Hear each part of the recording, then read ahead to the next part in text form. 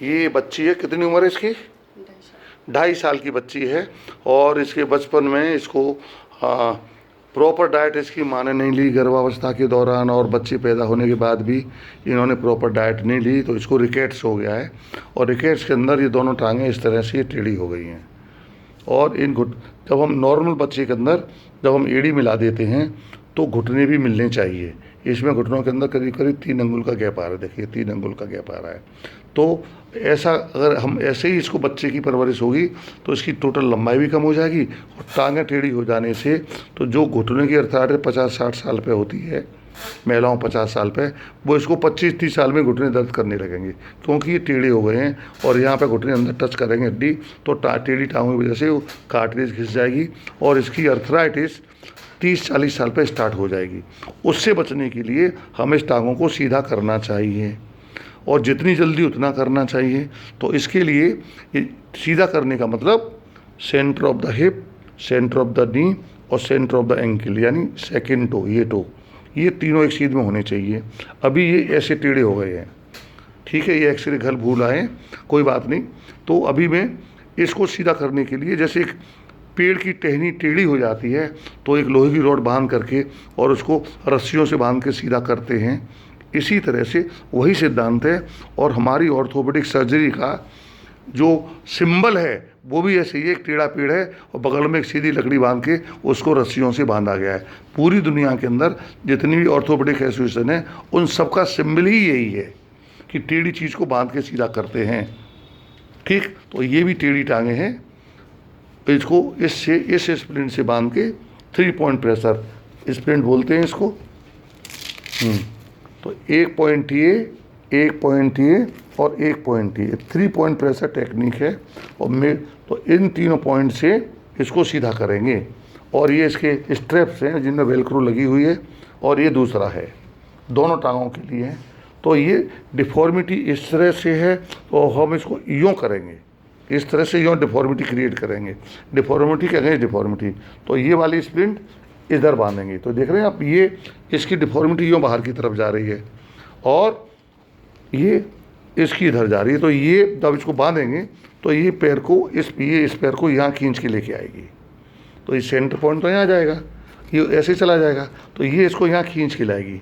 तो ये इधर धक्का देगा, ये इधर धक्का देगा, तो पूरी टांग जो ऐसे जा रही है वो ऐसे सीधी हो जाएगी। और ये रात को सोते समय बच्चों के अंदर बांधी जाती है, ठीक। तो अब ये इसकी माँ इसको ये हेल्प करेंगे और इसकी माँ इसको बांध के दिखाएगी कैसे बांधी जाती है। चलिए, नहीं ये साइड से रखना है बिल्कुल।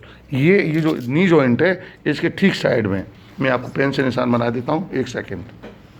ये तो फ्रंट पॉइंट हो गया आपका है, तो ये अंदर वाला पॉइंट हो गया 90 डिग्री और ये 90 डिग्री।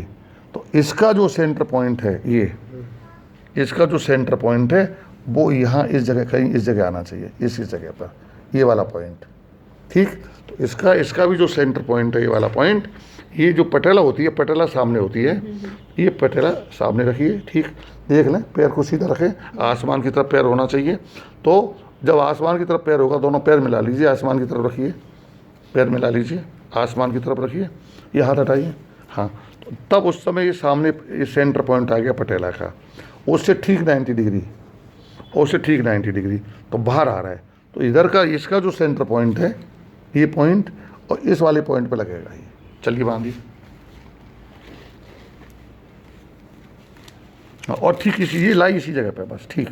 हाँ हाँ, ये सबसे लास्ट, पहले ये बांधा जाए फिर ये बांधा जाएगा। ये पहले सेंटर वाला बांधिए, फिर ये वाला बांधिए, ऊपर वाला।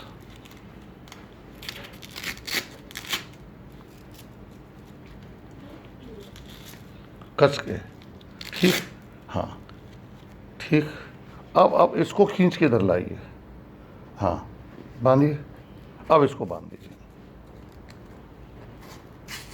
Very good. अब इसको बांधिए, ठीक। अब छोड़ दीजिए अब इसको। अब आप ऐसा देखेंगे कि इस वाली ये टांग थोड़ी टेढ़ी लग रही है ज़्यादा, हाँ, और ये टांग थोड़ी सीधी लग रही है। आप खुद से इसको दौर से देख लें, इन दोनों टांगों के अंदर अब ये डिफरेंस आ गया है। तो अब इसके बाद हम इसको हर विजिट पे, हर एक एक महीने पे या 15 दिन पे इसके अंदर ये जब ये इतना आ जाएगा तो फिर इसको थोड़ा और टेढ़ा कर देते हैं। इसको हर एक एक मंथ के बाद इसको थोड़ा इसको बाहर की तरफ टेढ़ा करते चले जाते हैं और ये टांग धीरे धीरे बाहर आती जाती है। शुरू में ही ज़्यादा टेढ़ा कर देंगे तो बच्चा दर्द के कारण इसको टॉयलेट नहीं करेगा, निकाल के फेंक देगा। तो स्लोली स्लोली स्लोली स्लोली इसको ग्रेजुअली इसको करेक्ट करते हैं और स्प्रिंट को भी टेढ़ा करते चले जाए। अब इसको बांधिए जल्दी से, quick.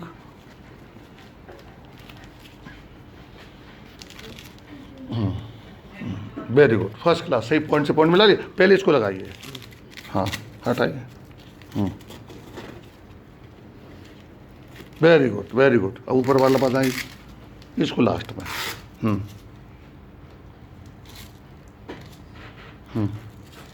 Very good, first class.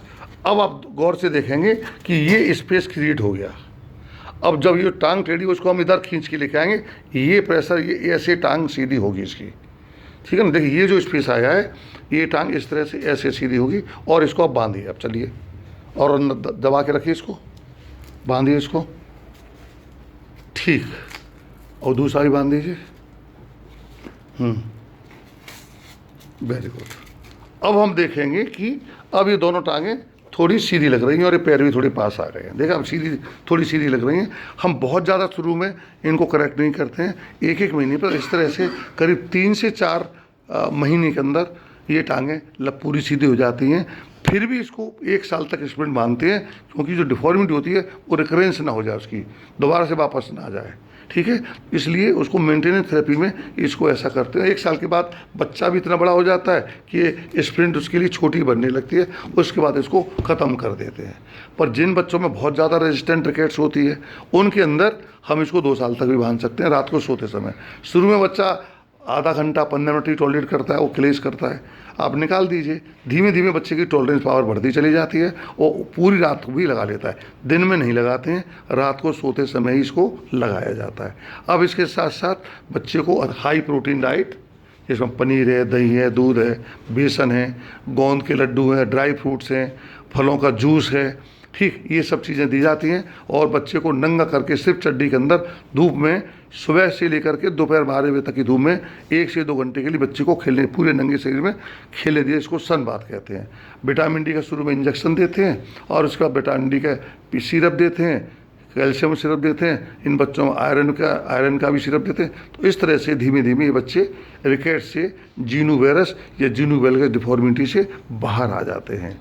मैं doctor Subhash Sal, orthopaedic surgeon, bone joints care, A74 Sarita Vihar and 40 सीडॉक hospital, Nehru place, new Delhi. Mobile number 9810124433।